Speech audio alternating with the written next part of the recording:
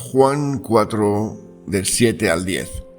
Vino una mujer de Samaria para sacar agua, y Jesús le dijo: «Dame de beber», pues los discípulos habían ido a la ciudad a comprar de comer.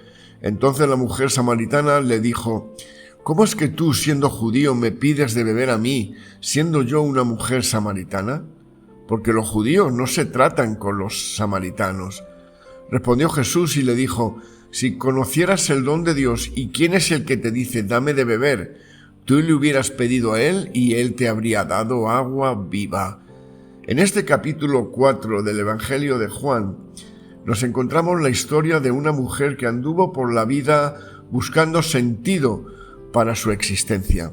Todo lo que tenía era pasajero, nada le duraba, los amigos no le duraban, los padres murieron pronto y hasta los momentos alegres eran fugaces. La felicidad parecía estar siempre huyendo de ella. La Biblia no nos da siquiera su nombre, apenas la llama la mujer samaritana. En el relato bíblico dice que Jesús salió de Judea y se fue otra vez a Galilea y le era necesario pasar por Samaria. Ahora, ¿por qué le era necesario? Judea quedaba al sur y Galilea en el lado norte. Entre una región y otra estaba localizada Samaria. Solo que los judíos tenían una extraña costumbre. Siempre que se dirigían desde Judea hacia Galilea, atravesaban el río Jordán, subían por el desierto de Perea y cuando calculaban que habían dejado atrás a Samaria, atravesaban nuevamente el río y llegaban a Galilea. ¿Y por qué? ¿Por qué hacían esto? Por la simple razón de que no querían pisar la tierra maldita de los samaritanos. Había mucho prejuicio en contra de esta gente. En la opinión de los judíos, aquel era un pueblo que no merecía la salvación. ¿Y ahora por qué? ¿Por qué los samaritanos no merecían la salvación? Los asirios, después de la deportación, repoblaron el área con personas de otros territorios conquistados, lo cual llevó a matrimonios mixtos entre los israelitas restantes que habían quedado allí y otros colonos extranjeros. Esta combinación de poblaciones resultó en una mezcla cultural y por tanto religiosa que combinaba elementos de la adoración del Señor con prácticas paganas. Los judíos del reino del sur de Judá vieron esto como una corrupción de la verdadera adoración.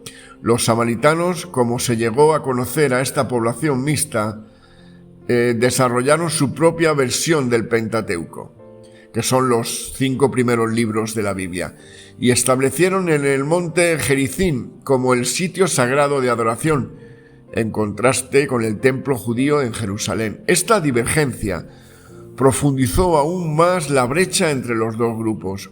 Los judíos consideraban que la versión samaritana del Pentateuco era herética y que sus prácticas de adoración eran ilegítimas. Durante el periodo post-exílico, cuando los judíos regresaron del cautiverio de Babilonia y comenzaron a reconstruir el templo de Jerusalén, los samaritanos ofrecieron ayudar con la reconstrucción. Sin embargo, su oferta fue rechazada por los líderes judíos, que los veían como impuros e infieles a la verdadera adoración del Señor. Este rechazo llevó a una mayor enemistad e incluso a actos de sabotaje por parte de los samaritanos para obstaculizar los esfuerzos de reconstrucción. En el siglo II a.C., el sumo sacerdote judío Juan Hircano destruyó el templo samaritano en el monte Gerizim, un acto que exacerbó la hostilidad. Para la época de Jesús, la animosidad entre judíos y samaritanos estaba profundamente arraigada. Por tanto, para ellos, estos samaritanos se habían alejado demasiado de Dios. Por eso se tomaban el trabajo de caminar 40 kilómetros de más para no pisar el suelo samaritano. Pero para Jesús le era necesario pasar por Samaria, porque para él no existe caso perdido. Para él nadie ha ido tan lejos que no pueda volver atrás al oír su voz. Él excede conflictos y diferencias políticas y religiosas. Él ha venido a reconciliar. Los seres humanos pueden pensar que tú no tienes más esperanzas de recuperación. Las personas pueden señalarte con el dedo y condenarte por tu pasado, pero el Señor cree en ti, aunque todos te den la espalda. A pesar de que tus seres queridos se desanimen por tu situación, Jesús te buscará, porque para Él no hay caso perdido. Por eso le era necesario pasar por Samaria. En Samaria ahora estaba aquella mujer sufrida y soñadora que había llevado una mala vida. No pienses que era, por tanto, una prostituta. Nadie nace prostituta, ni ladrón, ni asesino. Las consecuencias del pecado junto a una vida injusta se encargan de presionar y arruinar a las personas, que llegan a plantearse para qué he nacido e inventan filosofías, movimientos sociales, dictaduras para darle sentido a su existencia. La Biblia no nos da muchos detalles de la vida de esta mujer. Sabemos apenas que vivía en la ciudad de Siquem. Sabemos que todas las mañanas al levantarse su cántaro de agua estaba vacío.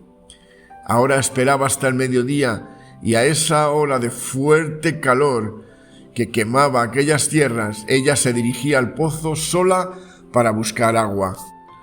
Regresaba feliz porque había conseguido lo que quería, pero a la mañana siguiente se daba cuenta que el agua se había acabado, que el cántaro estaba vacío.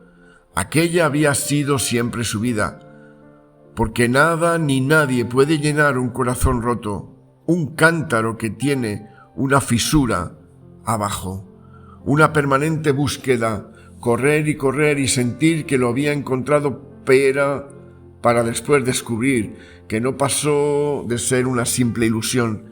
¿Será que tú, querido amigo, querida amiga, en algún momento de tu vida te sentiste como esta mujer? Nada permanece, nada tiene sentido, la vida no es vida si no está Cristo en ella. El empleo no es fijo, el dinero es pasajero, la familia se disuelve, todo acaba, se transforma en humo y se desvanece. Aquella mujer se casó muy joven y llena de sueños. Pensó que tal vez el casamiento sería el fin de su incansable búsqueda, pero al poco tiempo vio que su sueño se venía abajo como un castillo de arena. El casamiento no duró. Otra persona en su lugar tal vez hubiese desistido. Pero la samaritana era de las personas que no solo sueñan, sino que también luchan por esos sueños. Por eso intentó una y otra vez, y cuando la encontramos en el relato bíblico, ya se había casado y divorciado 5 veces, y últimamente solo tenía relaciones fugaces con otros hombres. ¿Podía señalarla como buscahombres o mujer fácil? ¿Acaso no dice la Biblia, por sus frutos los conoceréis? La vida de la mujer samaritana era una permanente rutina. Todos los días repetía el mismo ritual. Esperaba hasta el mediodía, buscaba agua y al día siguiente comenzaba todo nuevamente. Día tras día, mes tras mes, año tras año, siempre la misma rutina. Pero aquel día sería diferente, porque Jesús estaba en el pozo. Y Jesús siempre hace la diferencia entre la vida y la muerte, entre el pasado y el futuro, entre la salvación y la perdición, entre la rutina y la novedad de vida. Me formo, despierto, voy al trabajo, regreso en la tarde, cansado, ceno, miro la televisión, me vuelvo a acostar, ¿y todo para qué? Para esperar ansiosamente que llegue el fin de mes para recibir el salario que no me va a durar más de 10 días, después todo de nuevo. Eso no era vida. Solo Jesús hace que te levantes cada día con ganas de vivir. Pruébalo. Ganas de hablar con otras personas de las maravillas que Jesús hizo contigo, de esa paz que ha aparecido en tu vida cuando tuviste el encuentro con Jesús en ese pozo. Aquel día en la vida de la samaritana fue como cualquier otro día. No hubo grandes expresiones de un sol o el cielo estaba de diferente color. Era un día más, pero realmente no lo era. Jesús estaba en el pozo esperándola con amor. En realidad, Jesús siempre estaba allí, porque la iniciativa de la salvación siempre es suya. El hombre no se salva por mucho que quiera ser salvo. Todo lo que el corazón natural desea es la basura de esta vida, que no satisface, que es fugaz y que tiene como consecuencia su autodestrucción. Él fue quien dejó las 99 ovejas y vino a buscar la que se había perdido. Nosotros solo necesitamos dejar de correr y de huir. Necesitamos ser hallados por Jesús. Hazte encontrable.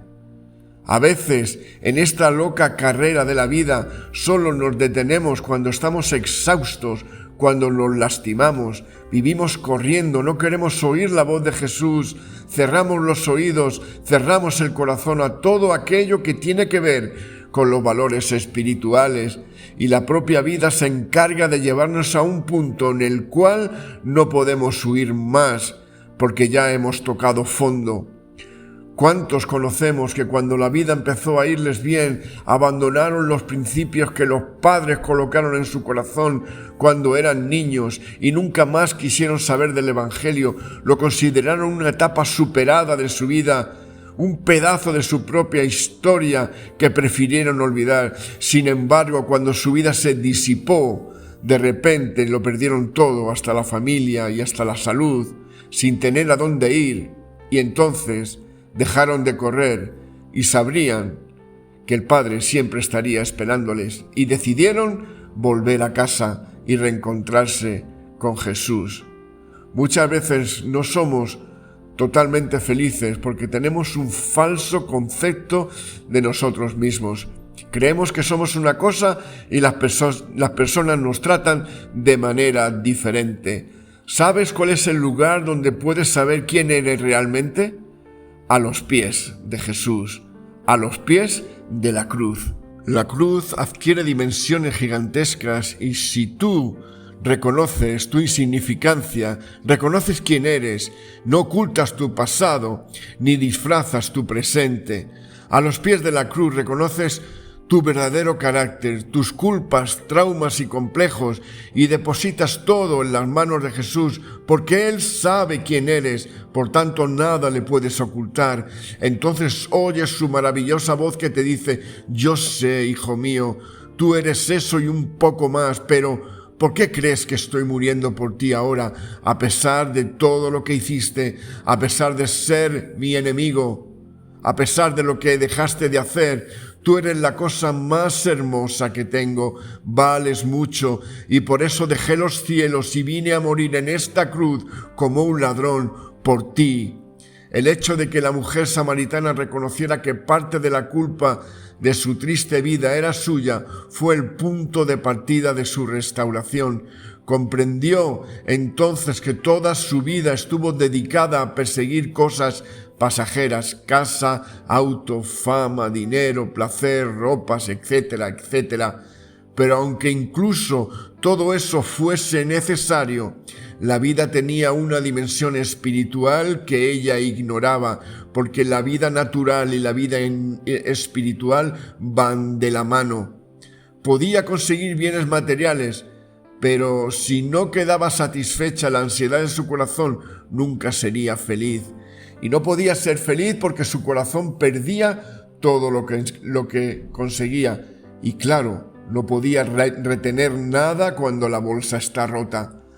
Advirtió que si satisfacía la ansiedad de su alma, los bienes materiales, por insignificantes que fuesen, empezarían a tener sentido. Claro, eso era lo que le estaba faltando: el agua de vida que corre para vida eterna, que nunca se acaba, que cicatriza, que sella todas las fisuras, que tapa todos los agujeros, que transforma un corazón roto en un corazón nuevo, un corazón feliz que se asemeja a una fuente de donde fluye agua permanente para calmar la sed de los otros. El secreto estaba en no esperar de los otros, sino en dar. Por eso corrió y contó a todos en la ciudad las maravillas que Jesús hizo en su vida. Dejó todo, olvidó hasta el cántaro, olvidó su vida pasada, aquella vida rota, y entró en la ciudad gritando de alegría y saltando de felicidad. El resultado de aquella experiencia fue una ciudad convertida. Aquellas personas estaban condenadas al olvido, sin Dios, sin salvación, pero el testimonio de una vida transformada fue capaz de conmover a los más incrédulos. ¿Te imaginas lo que el testimonio de tu vida sería capaz de hacer por aquellos que aún no conocen a Jesús? Este es el momento. Estás en tu pozo de Jacob. Este es tu gran día. A lo largo de la vida Jesús te llamó de muchas formas y en este momento estás sintiendo una vez más el suave susurro de su voz. Dame de beber. Acéptalo. Que el Señor te guarde y te bendiga en este día. Amén y amén.